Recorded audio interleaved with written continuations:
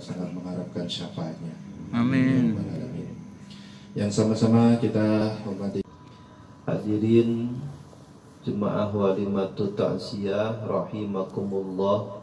Duduknya kita di sini pada malam hari ini dan tak lupa dari mulai kemarin bagi jiran tetangga membantu daripada sakitnya almarhumah hingga tadi siang pemulasaraan.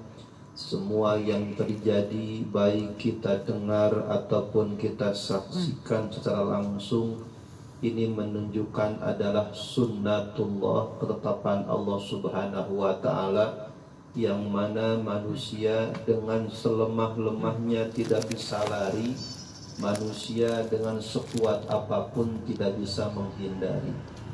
Yang kedua, bahwa ini pun sebuah kudrat ilahi, sunnatullah menunjukkan bahwasanya manusia butuh orang lain. Rasul bersabda, laulal hayat lahalakal amwat. Bila mana enggak ada yang hidup, yang mati repot. Bila mana enggak ada yang mati, yang hidup pun repot. Ada orang meninggal, tukang gali kuburan, enggak ada, repot juga. Maka yang hidup dan yang mati kedua-duanya ada ikatan simbiosis, mutualisme, saling menguntungkan. Kalau enggak ada orang yang meninggal sesek danamon penuh, maka inilah salah satu kudratullah, keseimbangan ekosistem, keseimbangan ilahi, adanya sunnatullah yang bernama wafat atau kematian. Oleh karena itu pula ini menunjukkan bahwanya pentingnya kita merapatkan barisan, pentingnya kita meningkatkan kedekatan silaturahmi, hubungan sosial kemasyarakatan, dengan bukti tadi siang, walaupun ini adalah harinya hari libur, di mana orang-orang pada saat itu mempunyai waktu untuk keluar, tapi justru banyak orang yang mensalatkan jenazah, banyak orang yang mengiringi ke pemakaman. Ini menunjukkan bahwasannya sosial almarhumah baik di hadapan kita semua, dan itu bukan settingan, bukan diatur. Allah yang sudah tentukan demikian sebagai pertunjukan kepada kita, suatu saat kita pun demikian. Oleh karena itu pula, jaga silaturahmi, jaga kekompakan baik dengan saudara, jiran tetangga, siapapun.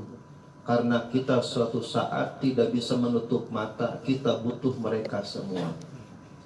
Yang ketiga, sampai kapanpun manusia butuh orang lain, apalagi mereka adalah saudara kita, orang dekat kita, orang yang kita sayangi, jiran tetangga, kerabat terdekat. Jaga keharmonisan hubungan keluarga, jaga keharmonisan bertetangga, karena ini akan kita rasakan dampaknya. Bagaimana dampaknya dirasakan disampaikan tadi oleh suami dari almarhumah. Begitu banyaknya orang-orang yang mendoakan, begitu banyaknya orang yang membantu, enggak dijapri satu-satu, datang sendiri. Dan ini adalah sebuah gerakan hati, bukan settingan. Memang Allah yang maunya begitu, kita membantu almarhumah. Yang keempat, dan memang manusia sampai kapanpun butuh orang lain, tidak bisa hidup sendiri. Mana buktinya? Qadrat ilahi. Satu, manusia dilahirkan oleh orang lain. Yang kedua, manusia dimandikan oleh orang lain. Manusia pertama kali disuapi oleh orang lain, belajar jalan dengan orang lain, hidup tumbuh besar dengan orang lain, dibesarkan dibiayai oleh orang lain, kerja di tempat orang lain, dikasih upah, dikasih gaji oleh orang lain, nikah dengan orang lain, dianterin tetangga orang lain. sampai manusia terakhir dimandikan oleh orang lain, dipakaikan kapan oleh orang lain, sampai dihantarkan ke liang kubur oleh orang lain. Ini menunjukkan manusia nggak bisa menutup pintu pagar tinggi-tinggi, nggak gaul, nggak bermasyarakat, nggak bertetangga. Maka harus melangkahkan kaki kemana kita kudu dikenal, ke musola, ke masjid, supaya nanti ada yang nanya, kok nggak sholat si anu, mungkin sakit, yuk kita tengok tuh, ada yang ngabsen. Ada perkumpulan, ada komunitas, ini adalah ladang amal kita. Maka pesan Rasulullah Shallallahu Alaihi Wasallam agar kita baik sama Allah, baik sama sesama manusia. Hablum minallah, hablum minannas.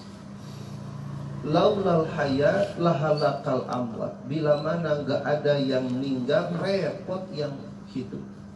Bila mana nggak ada yang hidup, repot yang meninggal. Dua-duanya membutuhkan satu sama lain atas bantuannya. Termasuk malam ini adalah malam pertama untuk almarhumah. Setiap siapapun kita akan mengalami satu malam kepastian. Kenapa satu yang pasti, dua belum tentu pasti? Kenapa belum tentu orang yang meninggal sudah nikah? Betul Pak? Orang yang meninggal belum tentu yang sudah berkeluarga semuanya. Kalau sudah berkeluarga berarti dia akan mengalami dua malam yang istimewa. Satu malam pertama ketika setelah nikah, yang kedua malam pertama di alam barzah. Namun bedanya jauh. Enak indahnya malam pertama udah kita rasain bagaimana kasur, wanginya ruangan. Itu malam pertama di dunia. Tetapi malam pertama di alam barzah begitu dahsyatnya. Temannya hanya bantal-bantal bongkahan tanah, bongkahan batu, cacing, dan sudah semuanya datang karena busuknya badan kita. Yang dulu kita banggain, gagah dan sebagainya, udah masuk ke liang lahat jadi makanan cacing kita semuanya. Gak ada ketampanan, gak ada pangkat jabatan, semuanya hancur jadi makanan cacing. Di sana mana yang dibanggakan? Gak ada. Semuanya akan hancur nyatu dengan tanah. Wa ilaihi turja'un, kembali ke asalnya. Bila mana malam pertama di dunia mungkin enak, malam pertama di alam barzah munkar nakir nongkrongin. Mending kalau kita banyak amalnya, banyak bekalnya, ahli ibadah, mungkin munkar nakir rada-rada mesem-mesem dikit, rada-rada akrab begitu nanyanya. Oh ilah kalau kita sholat ogah-ogahan, ibadah ogah-ogahan, munkar nakir nanya, wah datang juga, nyampe nih ini orangnya nih yang kagak sholat, kagak ngaji, kagak ke masjid, ke musola, datang juga nyampe. Wah ilah lang gede kamu kan nakir. Itulah amal perbuatannya, tergantung apa yang kita tanam. Man yazro yahsud. Barang siapa yang menanam akan memetik buah hasil. Harum aromanya beda, khas bau tanah merah. Pakaiannya bukan pakaian pengantin, raja mahadiraja. Pakaiannya khusus, semuanya kain kafan. Menunjukkan manusia enggak ada apa-apanya. Saking lemahnya dan tak berdayanya manusia, ini adalah sebuah pelajaran bahwasanya mumpung sehat, kesempatan yang ada, berbekal diri, bermuhasabah diri, agar hari ini besok lebih baik daripada sebelumnya. Kesehatan yang ada pakai untuk berbekal diri. Kesehatan waktu yang ada pakai untuk menjalin silaturahmi. Perbaiki hubungan dengan Allah, perbaiki hubungan dengan manusia, karena kedua-duanya harus diseimbangkan. Maka hadirin rahimakumullah, doa sapu jagat yang sering kita baca, Rabbana atina fid dunya hasanah wa fil akhirati hasanah wa qina azabannar. Menggambarkan keseimbangan dunia dan akhirat. Kita pengen selamat dunia, selamat akhirat, bahagia dunia, bahagia akhirat. Di dunia kita bermanfaat, di akhirat kita selamat. Terutama untuk almarhumah husnudzon. Oleh karena itu pula, bila mana seseorang wafat dalam keadaan sakit, sering kita sebutkan, bila mana orang sakit maka Allah ambil 4 perkara darinya. 1, Allah ambil kelezatan lidahnya. Orang sakit mah payah mulu Pak makanan. Coba aja Pak Agus RT lagi sakit, kirim sate Madura juga ogah banget, pahit baik. Yang makan mah yang nunggu baik, yang nunggu lagi.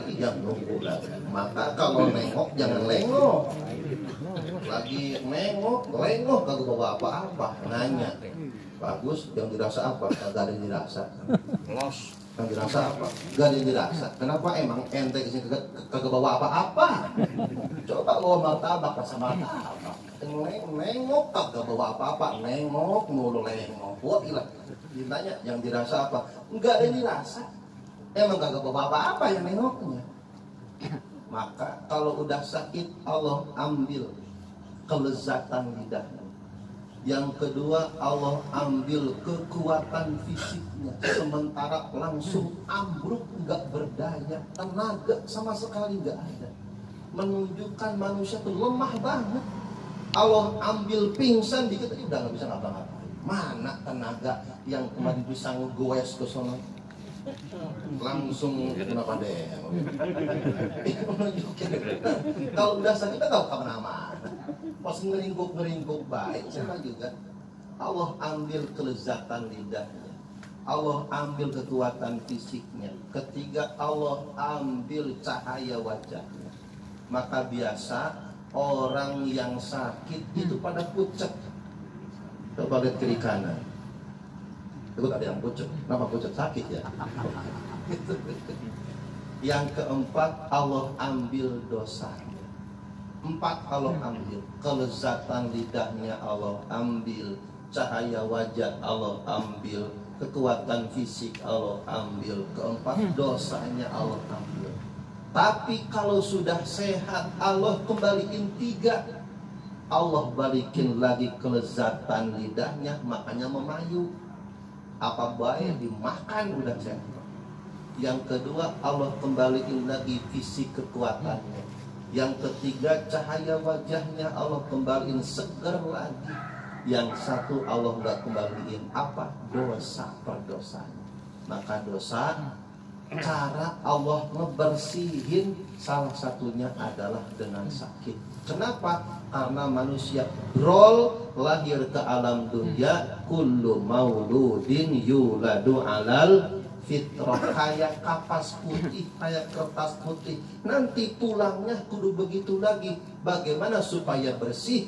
Allah punya sistem skenario, dibuat sakit supaya bersih. Ngadap Allah husnul khotimah, orang yang meninggal sakit sabar dalam sakitnya karena ia dalam masa pemutihan, bersih dosanya kayak bayi lagi brojol ke alam dunia. Mudah-mudahan almarhum demikian, husnul khotimah, segala amal perbuatan Allah terima, Allah lapangkan, Allah terangkan alam kuburnya, keluarga ditinggalkan senantiasa tabah dan sabar. Ala hadiniyah al-Fatihah. Alhamdulillahirabbil alamin arrahmanir rahim. Iyyaka na'budu wa iyyaka nasta'in ihdinas siratal mustaqim siratal ladzina an'amta 'alaihim. Ila hadratin nabiyil mustafa